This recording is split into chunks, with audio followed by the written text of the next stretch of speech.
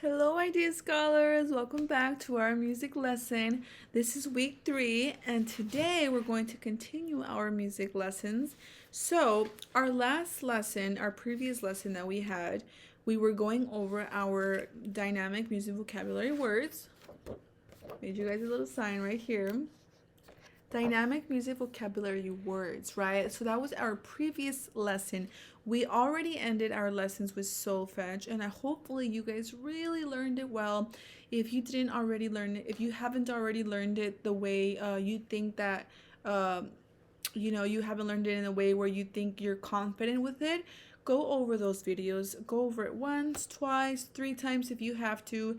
Go over it as much as you can, just so you can feel confident enough for me to really, if I ask you guys, or if the exit ticket requires solfege, you know instantly what it is, right? So if I say so and so, what is the solfege hand sign for sol?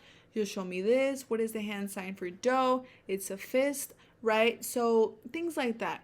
The only way for you guys to get there is to really learn the solfege, all of it completely, with hand signs, with syllables, and with the music note, right? So hopefully you guys did it so well, and I know you guys did because we've been doing our live sessions, and when I hear you guys singing and with those hand signs, it makes me so proud of you guys, because you guys are all so intelligent. You're learning it so fast, and it just amazes me. It honestly does. So good job. Give yourselves a pat on the back for completing those lessons with solfege, right? Let's continue on though with our dynamic music vocabulary words, right? My little smiley face over here. I try to get you guys really excited for these lessons because when I was learning music and learning how to sing, and I had a couple of vocal lesson teachers, and they really stress the dynamic music vocabulary, the solfege especially. Without the solfege, I wouldn't have been able to learn how to read music. So when I was going to school, they would give me a music piece like this, and they would tell me, okay, you're gonna have to write down what solfege syllable each note is. So I wouldn't have been able to do that if I didn't learn solfege, right? And then after learning the solfege with the piece of music that we get, we then have to perform the song. So with the songs that we perform, if we're not singing it with the right dynamics, then we would get points taken off, right? So basically, all that knowledge that I've been learning, I want you guys to learn the same. So I want you guys to really understand the solfege and the dynamic music vocabulary, right? So without further ado, and my rambling on as always, I try to not ramble on, but at the same time, I love to talk about my past experiences with music because it really um, I feel like it really helps you understand where I'm coming from and why I want you guys to learn it. So hopefully you guys get a little bit of an idea what Miss Michelle is trying to tell you when I tell you guys about those past experiences, right? When I was teaching in 21st century, I was teaching a couple dynamic vocabulary words, but I wasn't teaching it how I'm teaching it now. And this is such a great advantage with this summer program that it's almost like we're having a one-on-one lesson, and it's amazing. It's really amazing because you get the opportunity to learn one-on-one, and I get the opportunity to teach one-on-one, right? So I'm just teaching you guys the vocabulary words, but I'm teaching it detailed. I'm teaching it how I would really love to teach it. So without further ado, let's get started, you guys. The first vocabulary word that I want you guys to learn is, I don't think it's in order from last time, but the main thing is just to really learn the words and the definition, right? So piano, right? Piano. This is a very easy vocabulary word because we know this instrument. It's a piano, right?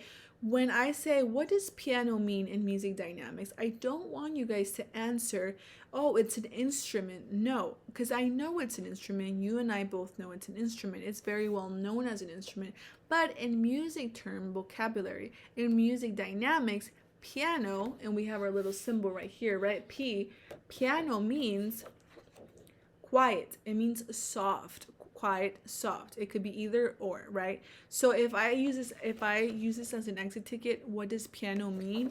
And you put quiet or soft, it's gonna be correct. So if you put soft, it's gonna be correct. You can put quiet slash soft. It's the same thing, right? So I will be approving either or definitions. But the definition for piano, I love to use soft because that's I guess for me, a better way to understand what piano means. You can do the same. Piano means soft. So when you see P, the symbol on the music piece, you know that that part, in that specific part, the composer wants you to sing it soft. He wants you to sing it, he or she wants you to sing it softly, right? So when you see the symbol P, you know that you should be singing it in a soft way, in a soft manner. That's basically what in music term piano means, right? Soft. Awesome job, you guys. Awesome job. So the next vocabulary word, you already see it picking through, is mezzo piano. So we know that piano means soft or quiet. Soft or quiet. What does mezzo mean? And we went over it in our last lesson. Mezzo means medium. So put it together, it means medium soft. Mezzo piano, I'm gonna turn it right back. Oh, again. MP means medium soft. Mezzo piano. So when you say pizza and then you see mezzo, so pizza is Pizza, right? So it's Mezzo, right? So these words that we're learning, obviously we're not learning English, right?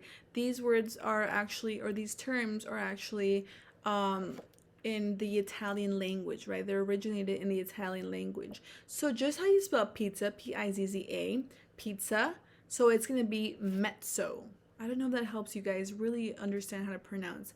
Mezzo with the double Z, right? Just like pizza, it's going to be mezzo. It's almost like there's a TSO in the word, right? But it's mezzo. So we know mezzo piano means medium soft. We know piano means soft, and we know mezzo means medium. So when I ask, let's say it's an exit ticket, what does mezzo piano mean?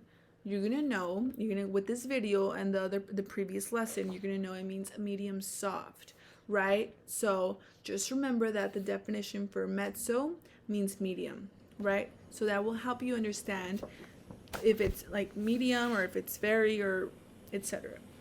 Let's continue on, guys. You guys are all doing so amazing. All right. The next word is pianissimo. Now, this one's a little more tricky because you just look at it and it looks scary. It looks like, what does that mean? How do you pronounce that? It looks a little intimidating, but it's not. So, if you can see right there. So, you see Pian, right? So it almost looks like you're gonna say piano. There we go, piano.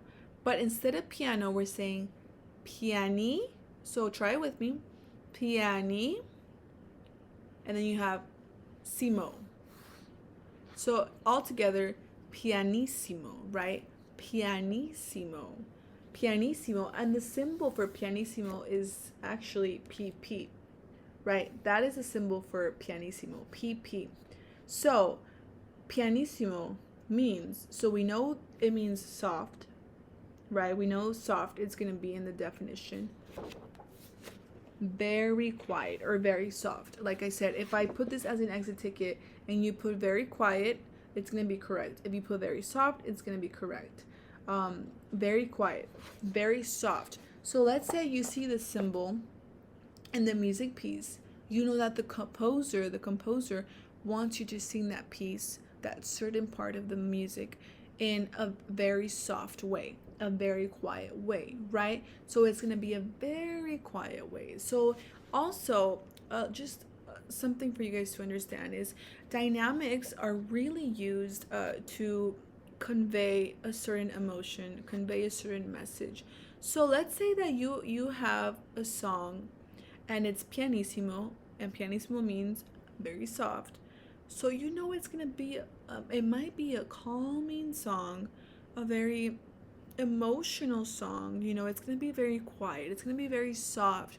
So it's gonna be a peaceful, calm music piece, right? It's conveying a certain message. The lyrics might be something as something lighthearted, something peaceful, something emotional. It's going to be very soft, right? So dynamics are also a way for the composer to convey a certain message. So if the composer writes it a certain way and you're not singing the correct dynamics, you're not going to be singing the song correctly, in other words, right? So we want to make sure we're really understanding what these mean, right? Awesome job, you guys. This is all valuable information, valuable facts for you guys to understand.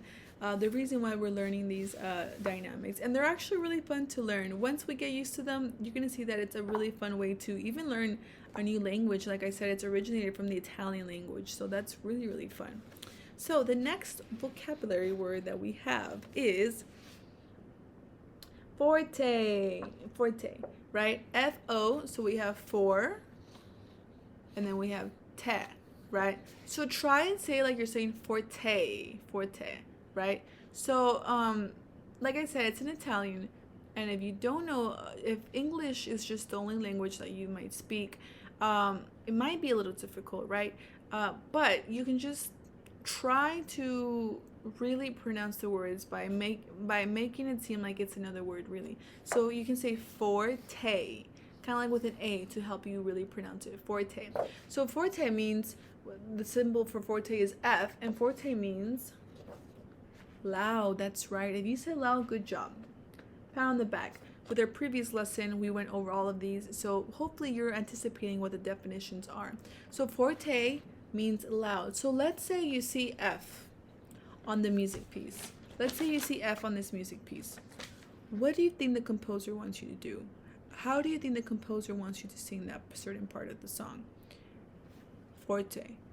It means that the composer wants you to sing it loud. So what do you think we're singing something loud for?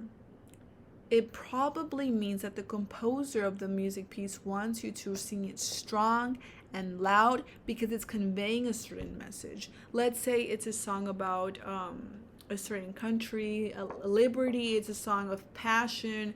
It's a song of strength, of encouragement. It's gonna be really shown in the way that we're gonna sing it. So dynamics, for forte, pianissimo, mezzo piano, dynamics are used in music so you can convey those messages, right? There's a lot of songs out there that really convey a certain message, but not just with the lyrics. If you've ever paid attention to classical music, there are certain parts where the instruments are loud and they're strong, and then it gets to a point where it gets soft into a melody. So these are all what dynamics are used for, and they're very useful in music, and hopefully we start to really understand this as we go on, right?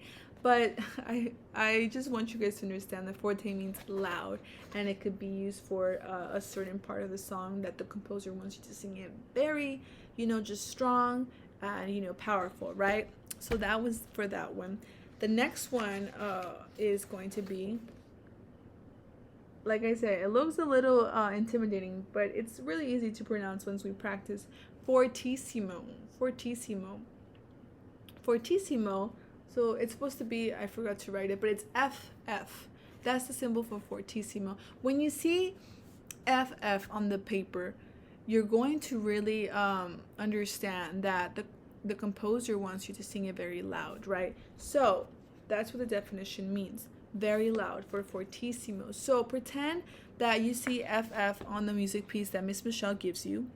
You know that the composer wants to sing it very loud. So it might be, like I said, a certain part of the song, a certain part of a lyric that he wants you to sing it very loud, right? No matter what song it is or what the lyric might be, and that certain word or lyric, that composer wants you to sing it very loud for a certain reason, right? So that's just a certain way for you to understand why we're singing very loud or why we're singing it loud, just because there's a message to convey, a message to be sent out to the audience and to yourself, right? So that was for fortissimo, very loud. The next one, you already see peeking through. The next one is mezzo forte, MF, mezzo forte. Mezzo means medium, right? Medium. And then forte means loud. So what do you think, putting it together, what do you think that this means? medium loud, right? Medium loud. So we're not necessarily going to sing it loud, and we're not necessarily going to sing it very loud. We're going to sing it medium loud. And the composer might use this dynamic for you to start, getting it to, if it's mezzo forte, one part, and then the next part is fortissimo, that probably means that he or she wants to build you up into fortissimo, right? It just depending on the composer. So mezzo forte means medium loud. So when you see MF, and I say so and so, what does MF mean in the music piece? You're gonna raise your hand, Miss Michelle. MF means medium loud, mezzo forte. So that's where I want you guys to get to, right? To the point where you're confident and you know the answer. When we're reading it or singing a piece, you know what they mean and what the composer wants you to do, right? So that's for that one. We're almost coming to an end, and you guys are all doing so amazing. I know it's a lot of information to take in, but just like the solfege, with enough practice, enough devotion, you can get there, right? Just don't give up with this video. Just try and push it through. If the words are hard to pronounce, they're hard to pronounce sometimes for myself as well. So don't give up, you guys. You guys are all doing so amazing. The next word is, oops, I'll show you guys the definition. Crescendo. And I try to give you guys a little a little way to pronounce it, right, in my own way. So we have cre, and then we have scendo, crescendo, right? Just like that. So for crescendo, there's not going to be a letter to symbolize what the composer wants you to do. Instead of a letter, it's going to be an actual symbol this way, right? You're going to see this, right? You've seen this in math problems, right? Greater or less than. So crescendo means getting louder. So the composer wants you to get louder. So maybe you're singing a part where it's soft, and then he or she wants you to get loud. That probably means that the composer wants you to convey a message, something strong, something that's gonna really be suspenseful, right? So that this is all really very common in classical music, in opera music.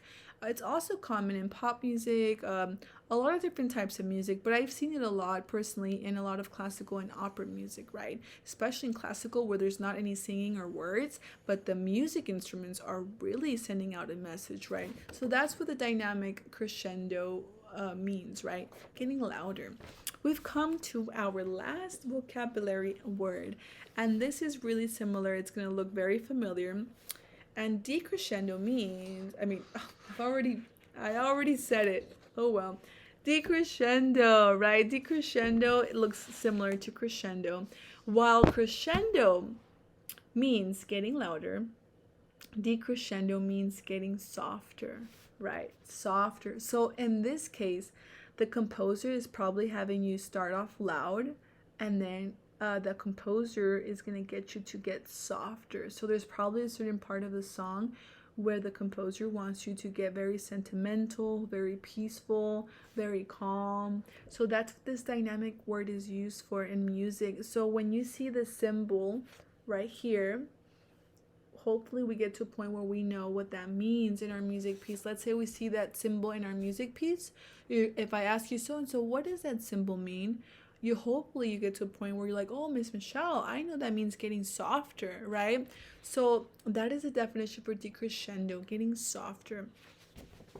So all these vocabulary words might be a little overwhelming at first, but we're gonna continue to go over them. Just like our solfege, we went over it with maybe 2 or 3 weeks. With our vocabulary words, I want to go over it a couple more times just so you can get used to it and get very confident and comfortable. And you're all doing already so well. Don't forget, guys, to do your exit tickets. The exit tickets will be questions that I'm teaching throughout these videos. So if you're skipping the videos, you're probably not going to get the exit ticket correct. So make sure you're going through these videos. If they seem like they're a little difficult for you, go over it again just so you can really understand the lesson, right? Make sure you're doing your exit tickets. Make sure you're drinking a lot of water. Even though we're not singing, drinking a lot of water is just really good for your health, and I really encourage it. I always have my water bottle here, especially like if I'm talking a lot or I'm singing a lot. Just drink a lot of water. and go over these vocabulary words. You can also find them in the internet. You can make flashcards, whatever helps you understand it better. Hopefully, these videos did help you a lot. Um, so that's it for this video. I'm so excited to see you guys next week in next week's video. But for now, I want to say thank you for joining me in this video. Thank you for trying your best. I have the live sessions with you guys, and I get so excited seeing your faces and seeing you guys anticipate the next solfege syllable. And now I'm excited to have you guys learn this and in our live sessions go over them again. So thank you guys for being in this video. Y'all have a wonderful day, and remember that even though we're not used to these words, just with dedication, with passion, and practice, we're gonna get there. So bye guys, thank you guys for being in this video, and I'll see you guys later. Bye.